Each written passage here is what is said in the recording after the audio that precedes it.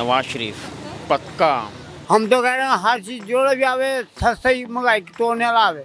People पालती तो भी देख लिया, सब तो देख लिया, मुंडाई यहाँ तो ये चीज मजा नहीं आ रहा। होंगे तो नवाज शरीफ, लेकिन होना नहीं चाहिए।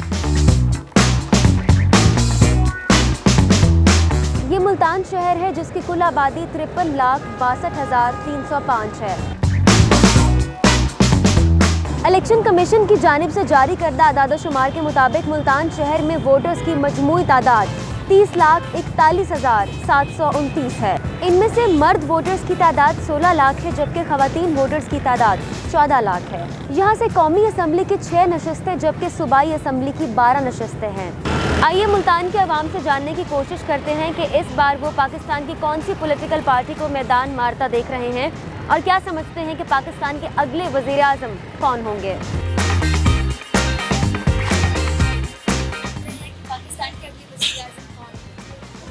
पाकिस्तान के अगले वज़ीर आज़म नवाज शरीफ होंगे।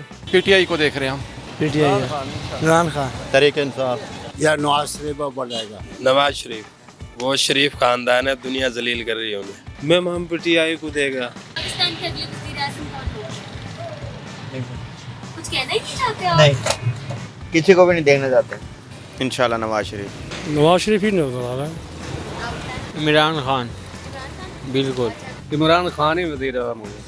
कामयाब तो इस टाइम मुस्लिम लीग नून ही नजर आ रही है। बेनजीर से हम साथ हैं, वही सही चीज होना तो इमरान खान को चाहिए। नून लीग, जमात इस्लामी, इंशाल्लाह। हम तो नून लीग के हैं जी, पक्के हम पक्के नून लीग के वोट देते हैं। आप क्या देख रही हैं कि पाकिस्तान के अगले वज़ीर आज़म भाई मुझे नहीं पता। जी इमरान खान। आइंदा इंतखाबात में क्या देख रहे हैं आप, कौन होंगे पाकिस्तान के वज़ीर आज़म? नवाज शरीफ। इमरान खान। ना वही देंगे। हमारे हिसाब से तो पीटीआई को आना चाहिए। हम तो कहते हैं हमारा खान आ जाए वापस। हम जो है पीटीआई को लाइक करते हैं। अगले वज़ीर आज़म कौन होंगे? उसको पता है। आपको नहीं पता क्या?